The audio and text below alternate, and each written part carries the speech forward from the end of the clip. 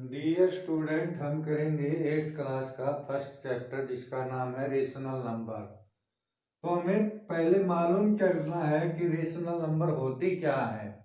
तो सबसे हम पहले करेंगे, छोटी क्लासों में भी किया था, वो है नेचुरल नंबर।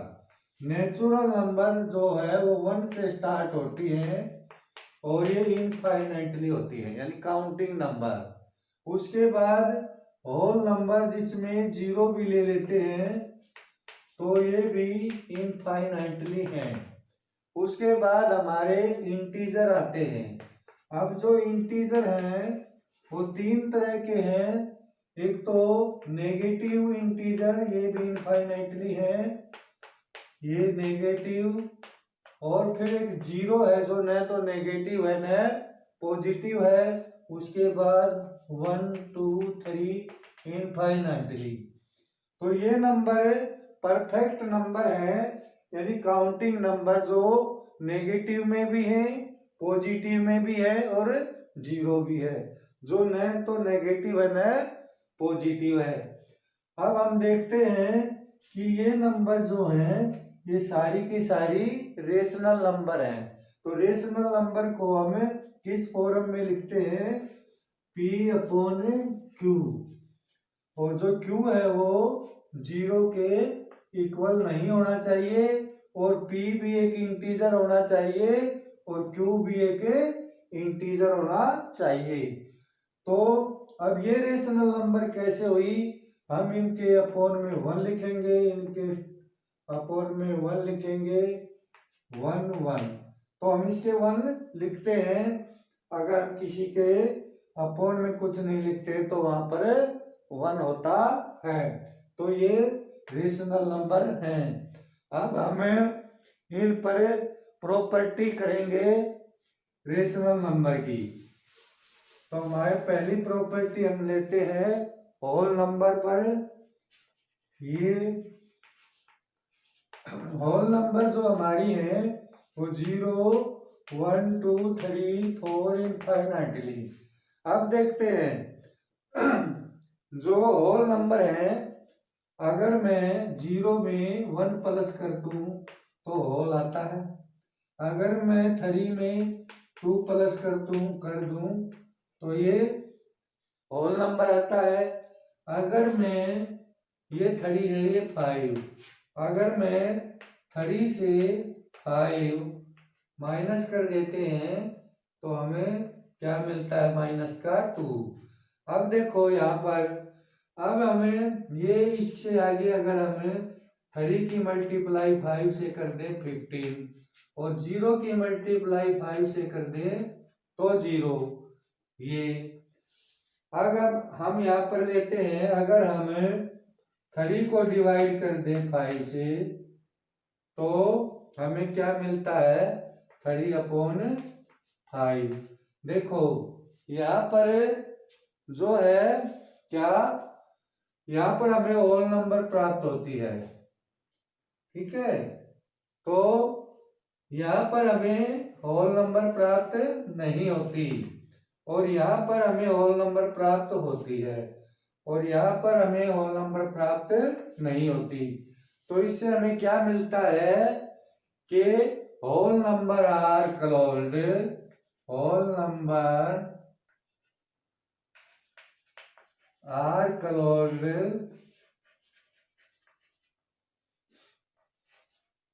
Under addition. ये तो होल नंबर जो है एडिशन के क्लोज होती है। Whole number are not closed subtraction के क्लोज नहीं होती। Whole number are closed multiplication, whole number are not closed division. तो इसके लिए क्लोज है ये। इसी तरह हम अब इंटीजर को देखते हैं, वो भी रेशनल नंबर ही है। तो हम इंटीजर में देखते हैं। तो हमें देखो इंटीजर यहां से हम माइनस के भी ले लेते हैं, ये और ये भी ले लेते हैं और ये भी। देखो अब देखो, हम इंटीजर में इंटीजर प्लस करते हैं तो हमें क्या मिलता है, इंटीजर। अगर हमें इंटीजर को सब्ट्रैक्शन कर लेते हैं, ये -8 ये है, तो अगर नहीं 8 ले लेते हैं हम, इसको माइनस करेंगे 5 से 8 तो -3, ये भी क्या है कि इंटीजर है। उसके बाद हमारा, अगर हम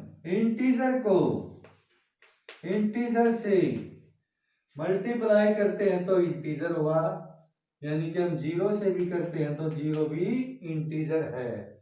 अब देखो यहाँ पर ये तो इंटीजर है, अगर हम इंटीजर को इंटीजर से डिवाइड करते हैं तो हमारा क्या नहीं आया, इंटीजर नहीं आया।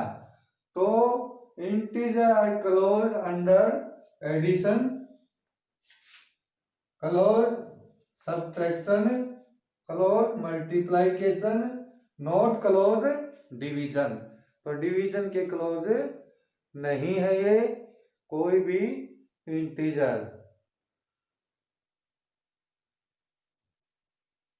इसी तरह से हम अब इनको सारी की सारी हम मिला के हम क्या लेते हैं, रेशनल नंबर। अब रेशनल नंबर के लिए हम लेते हैं, देखो रेशनल नंबर P/Q में भी है, ये भी रेशनल नंबर है, ये भी रेशनल नंबर है, ये भी रेशनल नंबर है, इस तरह से। अब देखो ये जो रेशनल नंबर है, अगर हम किसी रेशनल नंबर को रेशनल नंबर में प्लस कर दें तो क्या आता है, रेशनल नंबर। तो रेशनल नंबर जो है वो आर क्लोज्ड अंडर एडिशन होती हैं। अगर हम किसी रेशनल से रेशनल को सब्ट्रैक्ट कर दें, किसी को सब्ट्रैक्ट कर दें तो 5 टू 10 से 3 तो 7/5 ये, तो ये भी क्या है, रेशनल नंबर। अब अगर हम किसी की मल्टीप्लाई कर दे रेशनल की रेशनल से तो रेशनल नंबर, रेशनल की रेशनल से मल्टीप्लाई रेशनल नंबर।